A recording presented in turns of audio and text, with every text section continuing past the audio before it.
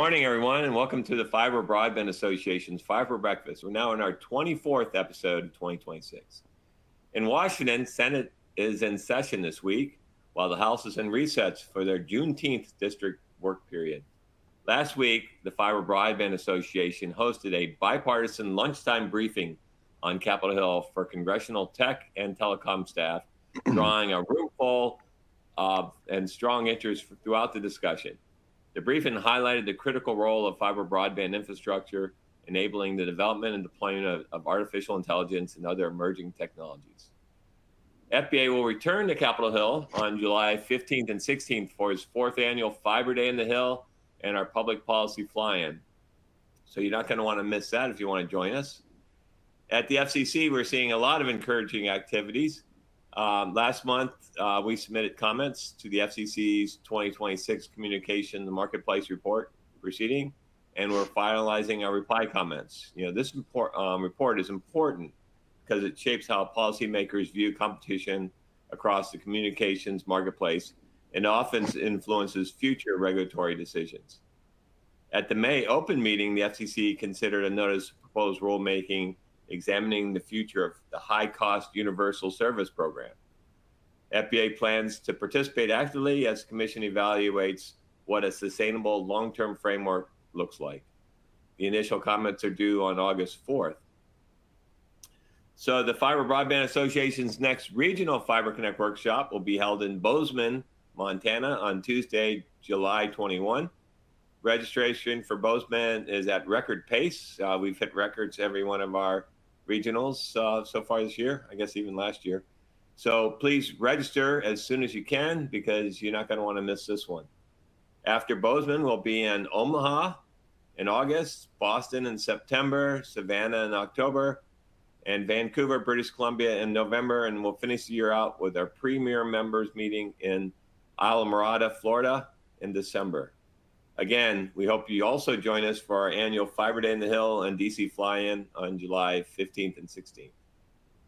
Last week on Five for Breakfast, our guest was Ron Westfall, the Vice President and Practice Lead for Infrastructure Networking at Hyperframe Research to discuss his latest research lens, State of Infrastructure and Operations, the second half 2026 report.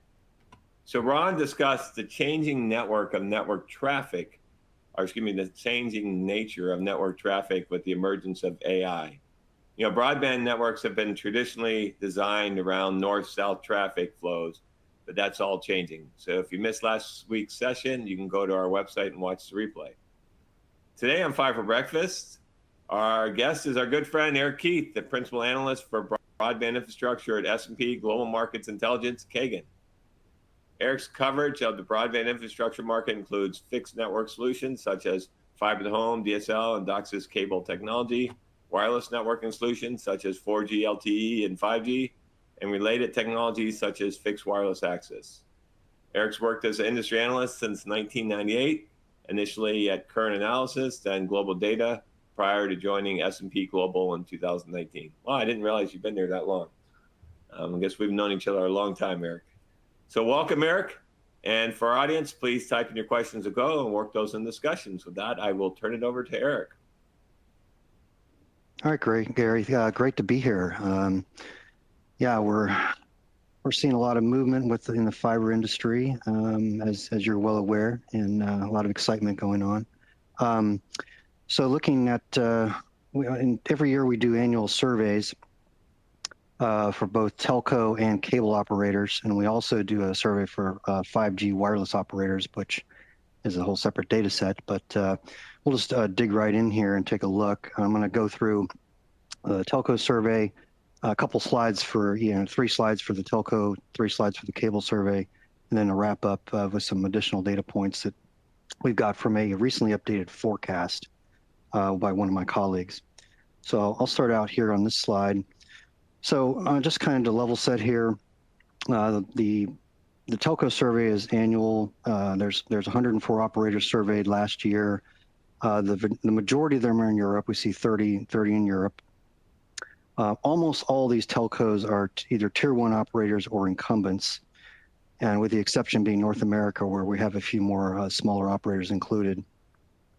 A 2% variation year over year is effectively a margin of error. As the respondent list can change slightly in that time span. Now, for example, it looks like fiber's declined 2% here at the very top, but the takeaway there is that we're still looking at roughly an 87% average over 2 years of operators that are currently using fiber, or telcos currently using fiber. Most of the telcos in some fashion are using some kind of hybrid wireless technology or full wireless technology. Most of them, the fixed line operators, that is. So we see, especially in Europe, incumbents offering both fixed broadband and mobile broadband, or fixed wireless access in this case. We've also seen, fixed wireless access acceleration in North America, particularly with T-Mobile, Verizon, and AT&T. And just also to kind of level set here, we see a lot of copper still, like we see the VDSL vectoring and hybrid DSL technologies. And that's, again, skewed by the fact that 30 of these operators are based in Europe, and 30 of the 104. So we see companies like Deutsche Telekom still using super vector technology and still buying it and deploying it. And also in Australia, you have NBN, which is leveraging a lot of different technologies to do what they want to approach as nationwide broadband. But this includes GFast extensively. And as we know, GFast can effectively be marketed or described as a fiber to the home technology in itself. So moving on, moving to slide 4. So what we see here is what's interesting about this slide is that the bookend technologies, or the bookend answers to this question, how long do you anticipate maintaining DSL on the network? A lot of people are in the less than a year time frame at 25%, and then those at 10 years or more are just under 2%. So those haven't that answer hasn't changed year over year. The most dramatic change year over year came from respondents in the 1 to 3 year time span, and we did see that uptick a bit year over year, higher than the effective margin for error. I think this again points to the fact that we have a lot of European operators in this respondent group. Of the 104, again, there's 30 of them. So that change is unusual, I think, given the momentum of fiber. But as we should emphasize, DSL port shipments are now under 2% of combined fiber and DSL shipments globally. In Europe, accounted for 85% of the DSL revenue in the fourth quarter of 25, and we expect that number, that 2% number, to absolutely decline. I mean, it's already, chicken feed at this point for a lot of operators. But again, it points to the fact that companies like Deutsche Telekom and some other European operators are still using DSL, mainly to address, MDU deployments where you have a lot of apartments, multi-dwelling units, which include apartments and condo type flats, very high density, very easy to address with a fiber to the basement deployment, and then just continue to leverage the in-building copper as long as they're able to, as long as it's competitive with whatever's else in the market. So let's see here. There we are, third slide in the telco bunch. So this is fairly straightforward. Just how do you plan to deploy your fiber to the home network? The question being asked. So of course, competition is the #1 driver. In the U.S., you've got cable operators pushing gigabit services in many markets. Same thing in Europe. You have the cable operators in Europe are a different story, however, because a lot of them are now using fiber, as a lot of us know in this industry. Overall, the telco answers really didn't change much year over year, as we can see here. The exception to this was a slight drop in the percentage of telcos that plan to deploy fiber in greenfields. But I think could be just a function of either in the U.S. could be the housing market is dropping off a bit, but also a lot of operators in Europe have already built fiber extensively, and to the point that they're the greenfields aren't really an opportunity as much in Europe as well. 5G deployment still a major factor for fiber implementations, whether it's backhaul, front haul. This is essentially also a key fiber to the home driver, because anywhere an operator is taking fiber to support wireless services, they can also leverage that fiber to address local residential or even business services with fiber where they haven't done so already. So let's see here. I think the main shift of focus for telcos deploying fiber in existing neighborhoods that are not currently served by FTTH is that, I'm sorry, this may signify a shift. Telcos are shifting deployment to existing neighborhoods where they haven't already. And AT&T has been doing this for the last 5 years. They've converted a lot of their VDSL and other copper technologies into full fiber deployments. What's interesting about this, we do see one respondent or a couple of respondents that said, other, how do you plan to deploy your fiber network? The answer being other. The one that was listed was, we're going to deploy fiber based on predictive deployment driven by AI.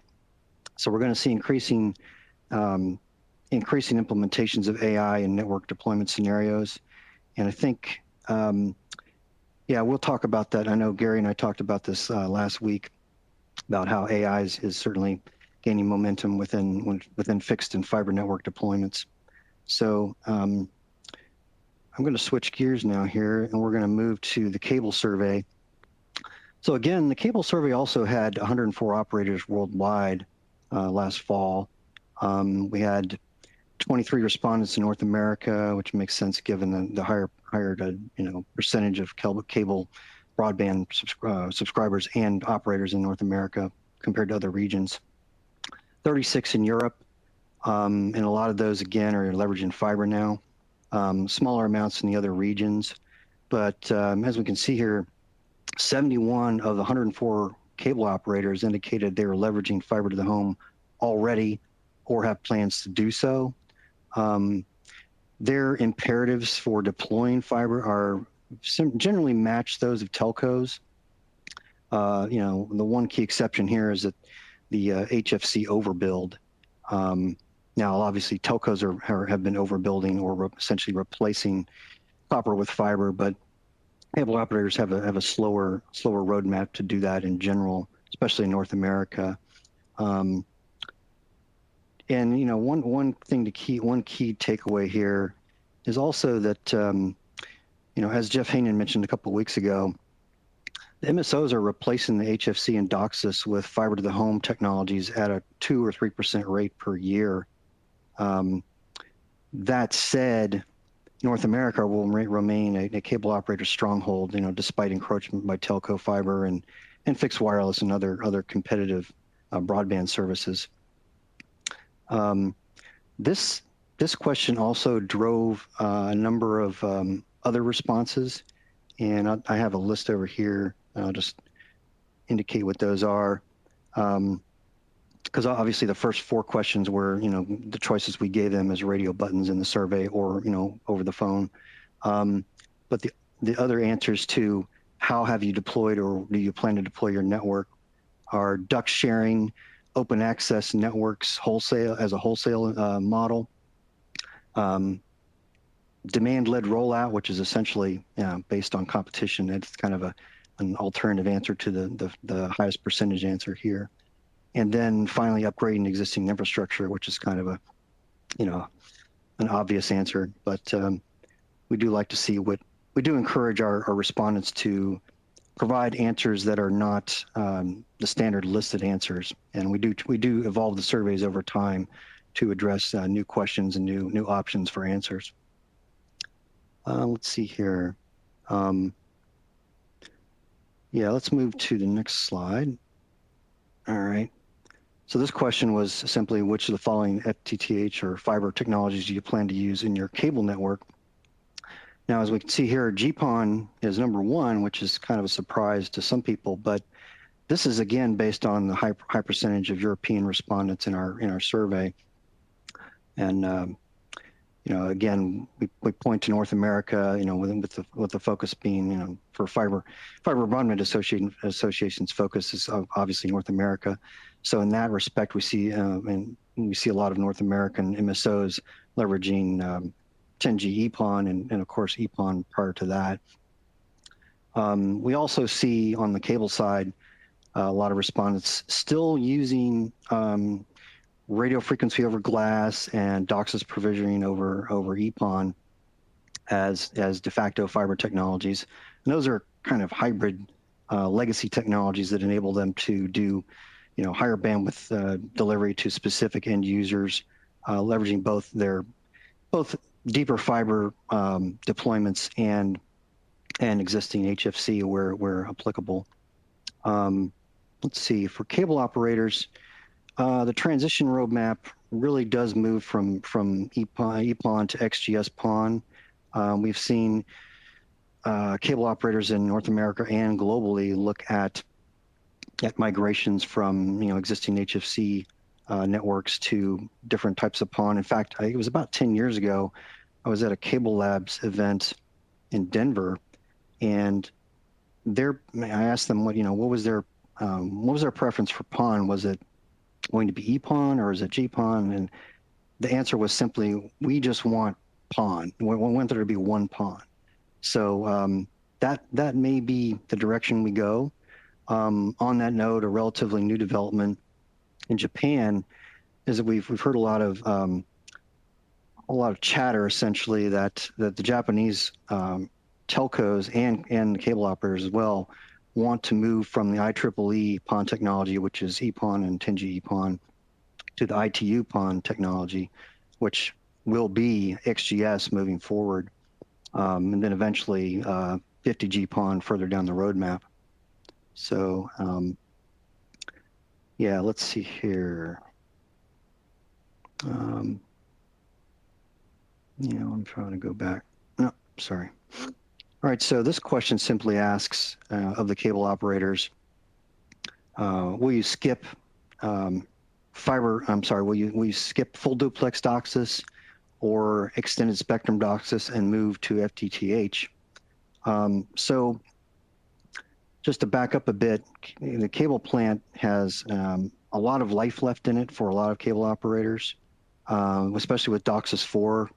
The DOCSIS 4 standard coming into play for a lot of them. And, the full implementation or upgrade of hybrid fiber or hybrid fiber coax networks to the DOCSIS 4 is quite an expensive proposition, to the point where a lot of cable operators are looking at seriously taking a look at moving to fiber and PON systems. This has already happened in Europe, as we've just discussed. A lot of cable operators have decided that's in Europe that it makes more sense to go to fiber right away rather than invest in another entire standard and set of specifications for DOCSIS 4. That said, MSOs must also balance their investment in new technologies versus negative trends, especially North America, as we'll see, where cable operators are losing not only their multi-channel and video subscribers, but also broadband subscribers. So on that note, so this is a recently published report from my colleague John Fletcher at Kagan. And this is the title of his forecast is Here Comes Leo, meaning low Earth orbit satellites, or also the Amazon satellite broadband service, which is called Leo. They had changed it from what was called Kuiper earlier this year. But as we can see here, the current landscape for US broadband is that 91% of homes currently have broadband service. And over the next 10 years, the model that we have sees the digital divide gap closing so that we reach 100% of penetration by 2036.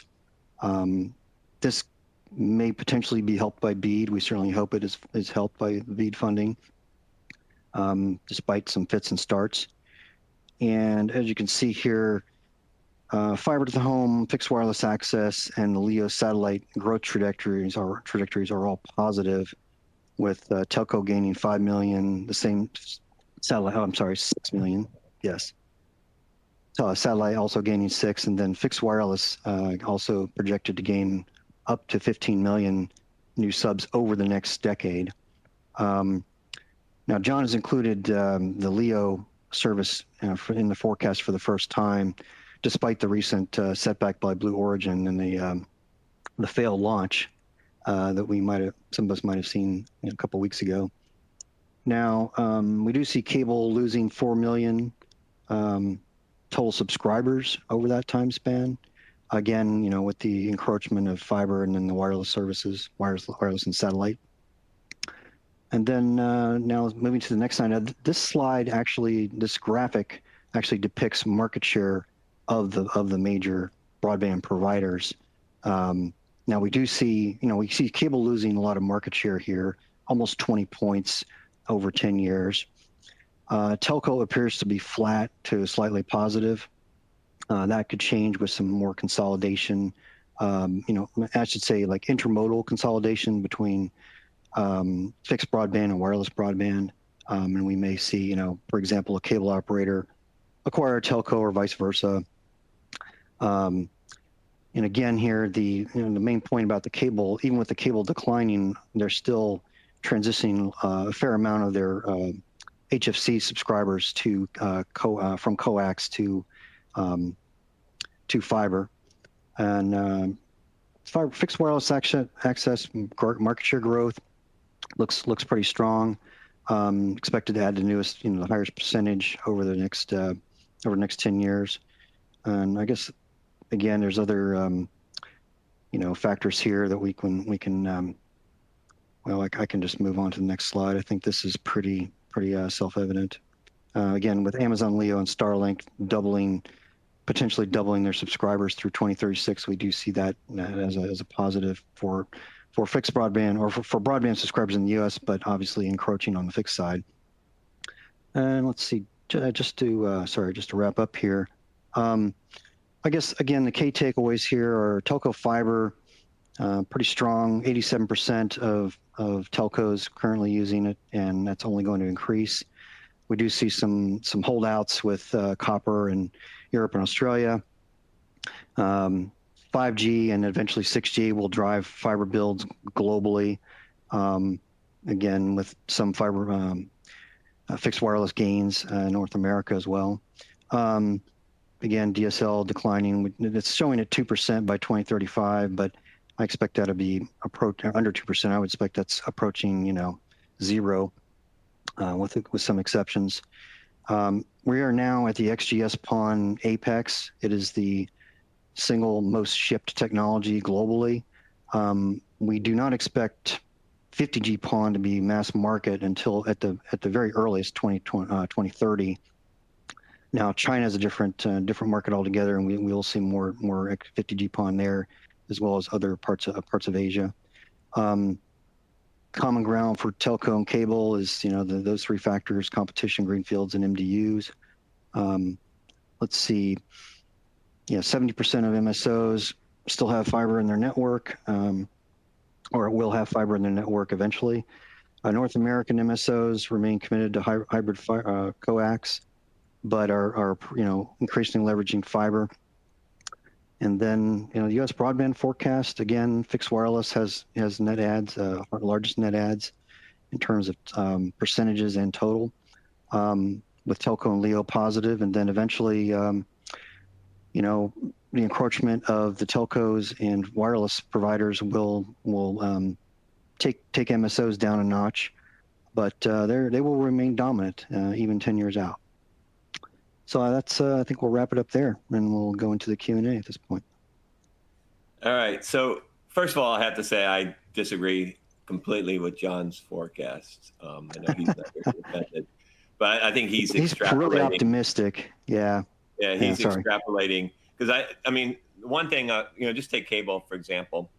The one thing we did see, and Jeff Hain and I discussed this with OpenVault, their CEO, is, the OpenVault data, which is measuring real network performance, is showing that cable operators are seeing 66% more upstream capacity used when they offer fiber to the home versus cable to the same subscriber. So the same operator to the same subscriber. And so, I think that what I've seen from the cable industry is that they're moving as fast as possible to try to get more upstream capacity. And so, from what I'm seeing is the only time they don't upgrade to fiber is when they don't have competition. So as they get more and more competition, they will be upgrading more and more and quicker to fiber. So I don't think, there'll be such thing as a cable operator going forward. They might be, they'll be the same operators using fiber networks. The other aspect I don't think John's taken into consideration is market consolidation. As of the last FCC broadband data collection report, there was 1,561 fiber operators.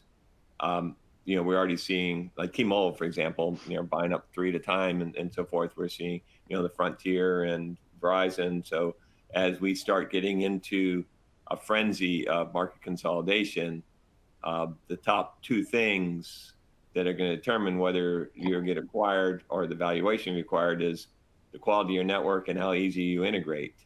And so again, I'm assuming in Europe, like Deutsche Telekom is not in acquisition mode because, they're more of a national operator. Right. But anybody else, and you can debate this with me, but I don't see anybody having DSL left in the U.S. I see everybody putting a fiber network there, make sure their integration, because you're either going to be acquired or you need to acquire, but scale is going to be king as we get there. And then the third area I think John has completely ignored is the impact of AI infrastructure. So as we talked last week with Ron, is that we're seeing traffic patterns change from north-south to now you have east-west, and so that's generating a lot of traffic. So these little bubbles like fixed wireless, they got a little bump from the Secretary of Commerce, but these are going to be short-lived little bubbles as we get fiber more pervasive and we see more requirements for AI infrastructure.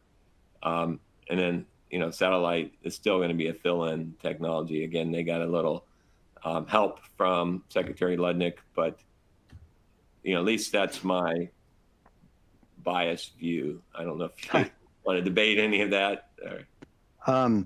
Well, yeah, I'll respond, accordingly. I first of all, I agree. I think wireline technology there's no wireless technology that will ever be superior to a wireline solution, whether it's a DOCSIS 4 implementation or beyond, or of course fiber. It's just physically impossible or there's just too much contention. There's too many other issues. I mean, John and I have talked about this a bit, and I think that the main appeal or the primary driver for a consumer switching to a fixed wireless access is price. I mean, yeah. I'm paying a lot of money for Verizon Fios every month. Now I get a triple play, and maybe I'm old school in that respect. But if I just got the pure 1 gigabit broadband service as my only service from them, it would run me probably, I don't know, 150 a month, 120, 150, something like that. Then somebody like T-Mobile comes in and says, well, we can do, whatever I think it's 50 meg.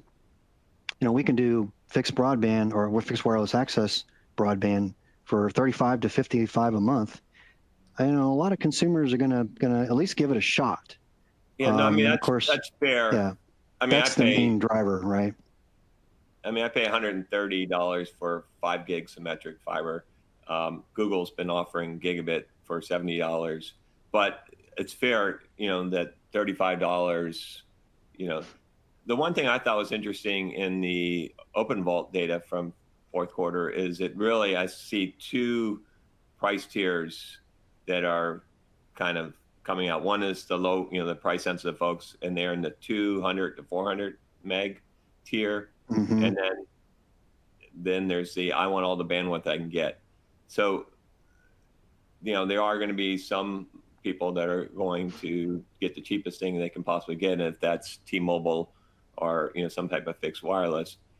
the other part of that though is not considering as, what devices and what you do. You're not going to be working from home. You're not going to, because the other thing we're seeing the market change is from worried about speeds to creating personas.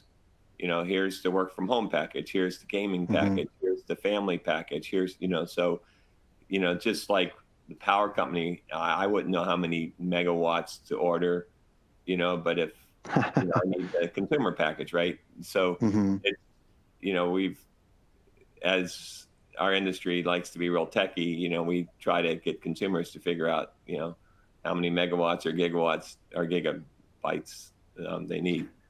So just, the comments coming in, again, people surprised the projections on fixed wireless, but also the huge gain assumes that multi-gig upstreams will never be important even 10 years from now. That seems iffy. And then, we saw now that our trillionaire Elon Musk has all this working capital with this giant SpaceX IPO. I saw an $80 billion acquisition of an AI company this morning. Right. He could buy a big telco. What's that impact? So I think there's a lot of moving parts, and it's very hard to predict because, we like to use the past to predict the future. And I think the future is changing at a rapid pace. So I don't think using the past is going to be the way you can forecast. I think the LEO satellites will be, great for people that either can't get broadband right now whatsoever, like if you live in a rural area or the mountains or something. And then there are going to be people that are fans of I want to have satellite because if I like SpaceX or I like Tesla. In fact, about a half a mile from where I live, this town I live in has had FiOS for 20 years.